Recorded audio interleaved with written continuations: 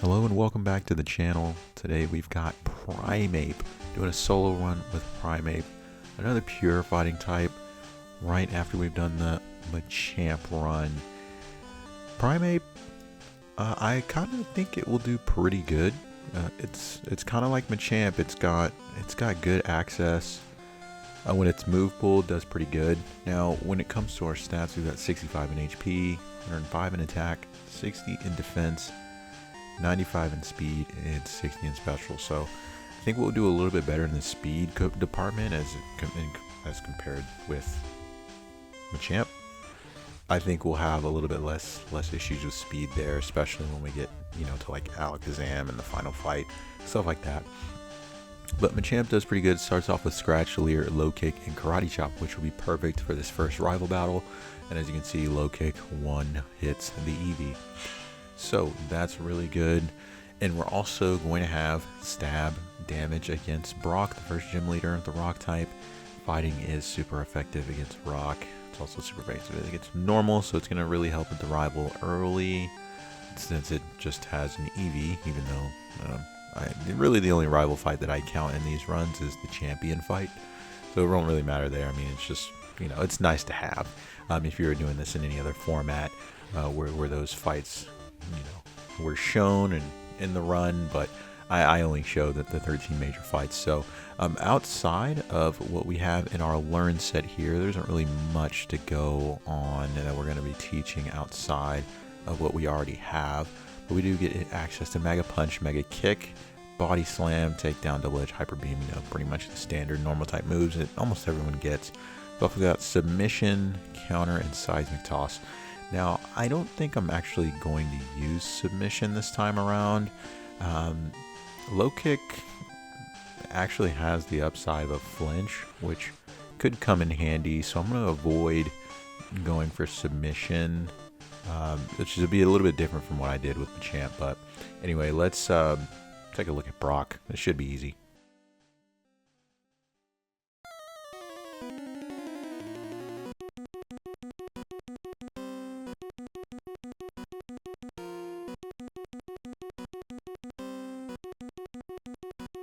This is how little respect I have for the Brock in this fight. I'm coming at level 7, not even full healed. And as you can see, even though I don't one-shot the Geodude, I don't get any issues there. Next we'll go for Bide. While it's doing that, I'll just use Leer and then finish it off with Low Kick. Easy fight. We're going to get a 33 out of 33. No points lost there. I mean, it'd really be hard to lose fights. I mean, we have a type advantage. Come on now. And even if Brock did have rock-type moves, we resist rock type moves because we are fighting type, and fighting doesn't do good damage against us. So we're going to heal up. We're going to head over into the next route. Now, coming into Misty, I don't think she'll give us too much of an issue. I won't be able to use Low Kick against her Starmie due to its psychic typing, but that's okay. We can remedy that by teaching Body Slam. You can get Body Slam before you fight Misty, so that is something you can do if you go ahead and take on Nugget Bridge, get the SS ticket and all that. You can just go ahead and head over to the SSN, pick up the TM, and then come back and take on Misty, which sometimes is the better thing to do if you don't have any better moves. So I don't expect this fight to be very difficult.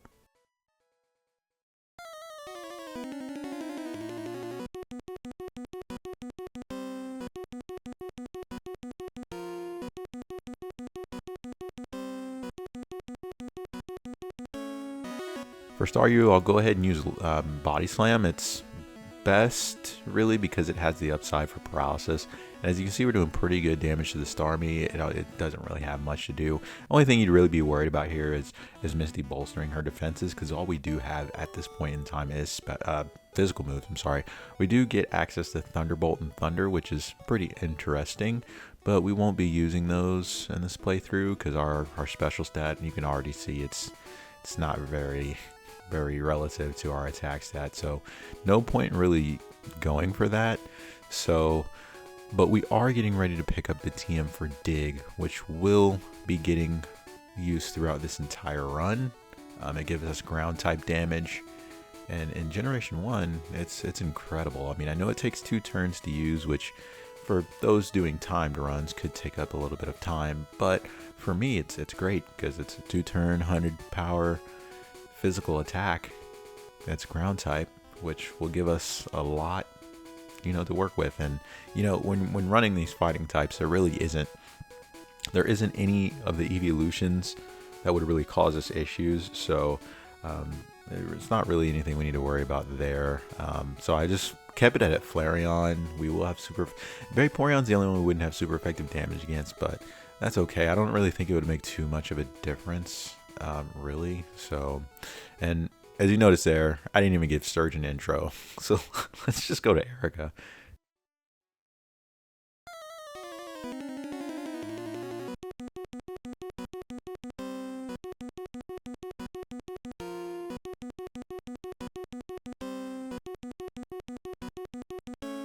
The common issue with Erica tends to just be the issue dealing with status condition.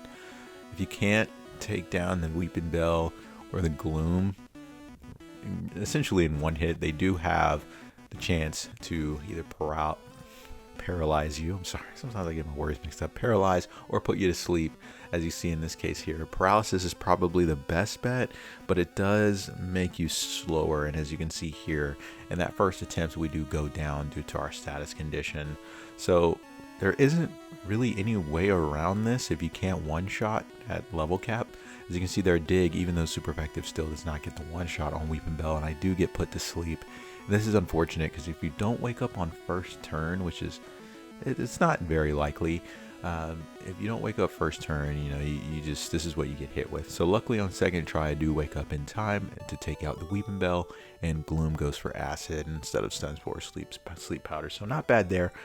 Coming out of Misty, Surge, and Erica, 33 for Misty, 29 for Surge, and I did take 5 points off for Primeape here in this fight, just because with those status condition moves between the two of those Pokemon, I mean, it's a coin flip whether to use one of them. So, and I know at level cap it wouldn't change much. I wasn't gonna have one-shot ranges on any of them without a critical hit. So, yeah, I have to take that. So that's 32 out of 37 for Erica. Not really. That's the first point deduction. It's only 5 points. So now Koga, we'll see how this goes. We got some Psychic type moves to deal with.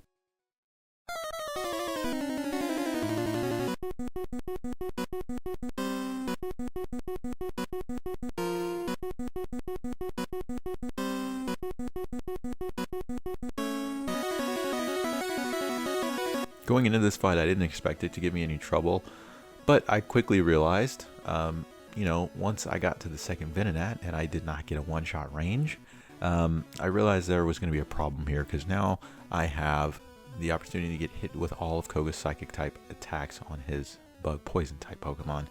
So, and Psychic with the chance to lower my special is really bad. So I'm thinking first turn here, we're doing pretty good, and then unfortunately, Venomoth hits a critical hit Psychic, which will take us down from almost full health, which was not what I was expecting. But if you look there over the side, Venomoth's special is double what the level 48 Venonat.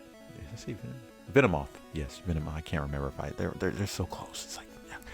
But again, critical hit. Venomoth has double the special of the level 48 Venonat, so it's going to be hitting decently hard, even though Psychic is not a same type attack bonus move. So really my only issue here is the Venomoth. I'm trying to do this at level 45 because I think it's possible under the right circumstances, but man, then I realized, like, even without the critical hit, I'm still taking quite a significant amount of damage. So I'm just going to come in at 48 over a damage running threshold. Another reason I didn't want to do this is because I didn't want to get too close to going over level 50 when coming to Sabrina, because I would lose points there if I go over the level cap. And I haven't hard-coded a version of this game to where I can't go past it. So until I figure out how to do that, we got to try to do this in game and keep ourselves within those parameters. So I come in at level 58 again, and I'm really just like, well, I don't really have room to level up anymore, so I have to win at level 48. So I dig, I take a Psychic, but luckily it's not a critical hit, and we go for Body Slam, finishing off Koga. Now, I will go ahead. I think if I came in at level 50, I'd have better ranges against the Venonats, and not take as much damage. So I'm not going to deduct any points here just because I did have a whole nother damage running threshold that I could have potentially went over.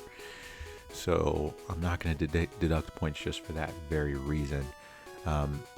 So, I mean, you know, I make the rules, so it is what it is. But anyway, still looking good with Primeape.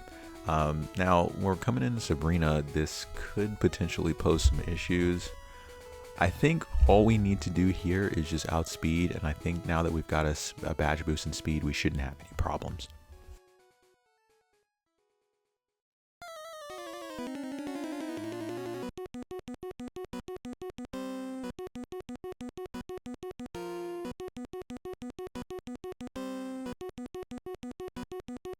And yes, that's actually exactly what's going on here. Looking at the overlay here, we outspeed all of Sabrina's Pokemon, so we should, with the exception of Alakazam, one shot, but it does not go for Psychic, it goes for Reflect, and that is pretty trivial.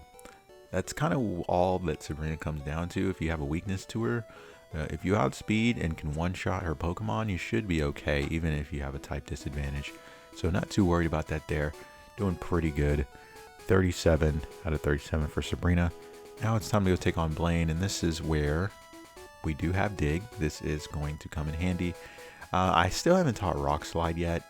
I don't think I'm going to do so quite yet. I have fighting type moves to deal with Lorelei, so I don't think I'll need Rock Slide there. And I think that's going to have... I'm just going to use Low Kick for Lorelei, but let's see how Blaine goes.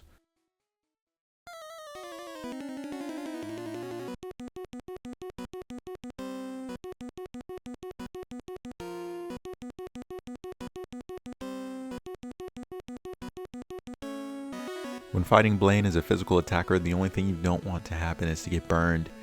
And if you move faster, maybe you can just one-shot like I do here against the Ninetales and the Rapidash. Now Arcanine obviously going to hang on there. Critical hit Flamethrower, and I do get burned.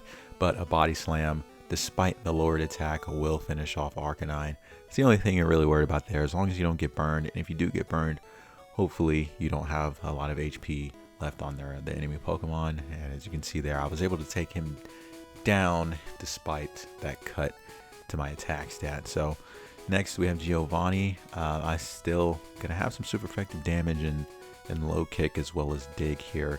So still pretty advantageous for me. I don't know, I can't speak today, but I don't know. Anyway, yeah, typically I'd run the intro here, but I'm just going to continue to talk over this because I don't think it's going to be much really difficulty in this fight.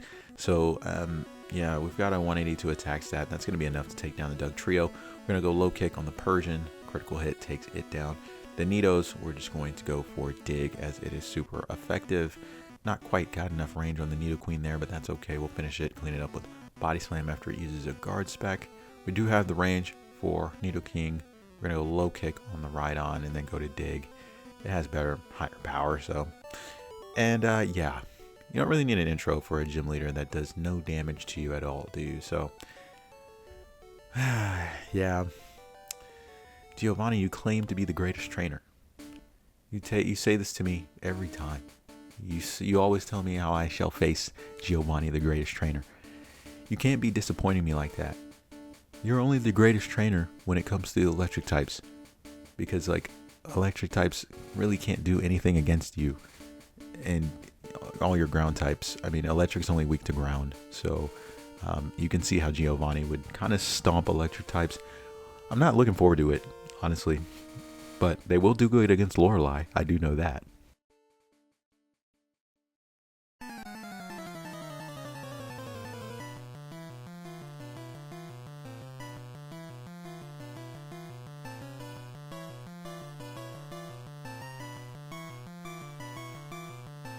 Now, coming into Lorelei, I don't really have anything that I'm really specifically worried about, except for the Slowbro. It has Amnesia and Psychic. I'm weak to Psychic type moves. So, Slowbro, gotta find a way to deal with it. I mean, realistically, looking at my set here, I just kind of gotta get that Body Slam paralysis, and as you can see, it goes right away. I do get the paralysis, but I don't quite finish it off, and an Amnesia boosted Psychic will take me down. So I mean, yeah, only one use of amnesia, and Psychic takes me out. That's you just don't want to see it. Anyway, coming back in here, we make it back to Slowbro with no health lost, and we paralyze first turn.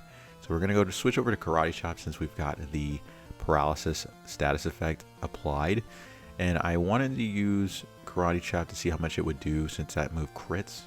And I wasn't quite sure if I was going to get the range using it a second time, so I just went for Dig to be safe because it was my highest effective power. So get through Jinx, don't get put to sleep, no shenanigans there, and I get a flinch on the Lapras when using low kick, so that was good. Bruno, I shouldn't really have any issues here. I'm going to go low kick on the Onix.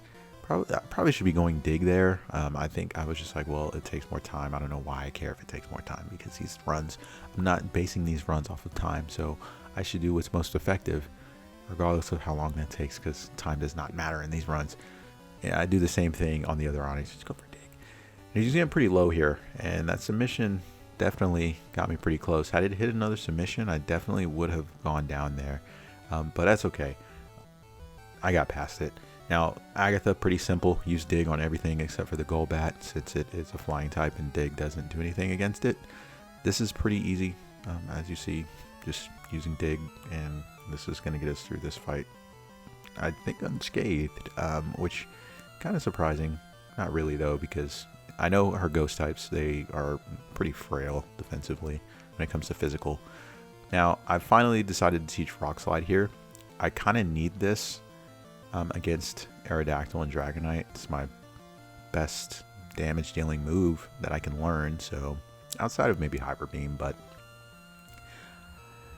it does the same effective power. Hyper Beam is 150, and Rock Slide, hitting the flying type Pokemon for super effective damage, is also 150. The only difference being that Hyper Beam is resisted by Aerodactyl, and you don't have to worry about the recharge turn, so yeah, the only other thing I would have to worry about, obviously, is when you don't have a 100 accurate move, you do have the chance to miss. And unfortunately, that happens here, and I get taken down by Hyper Beam. Yeah, I gotta love that. You really gotta love when you just miss moves because of accuracy. But that's just a part of it. So, I mean, you just gotta keep trying. Coming back in again.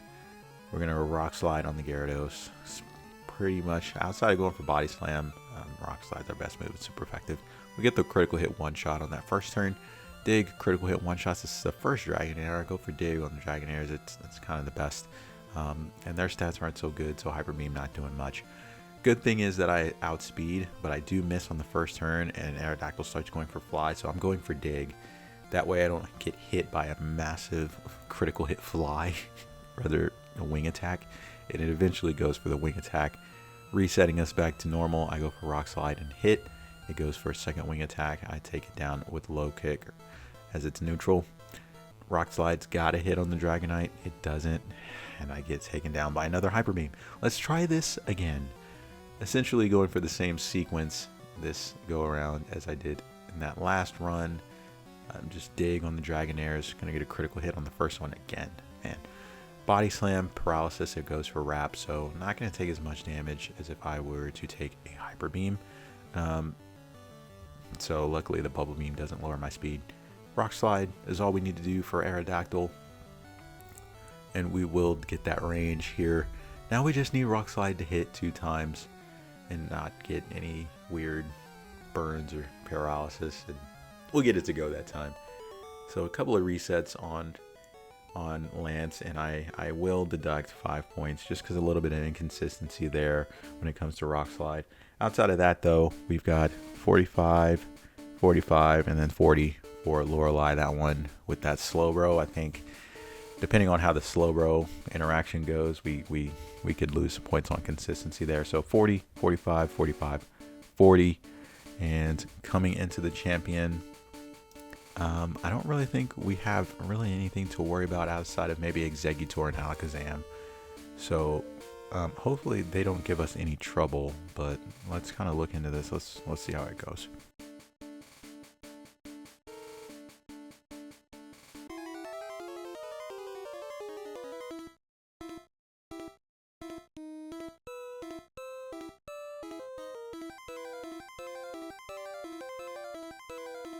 Starting off with Sand Slash. All we really can do here is go for Body Slam, get the paralysis.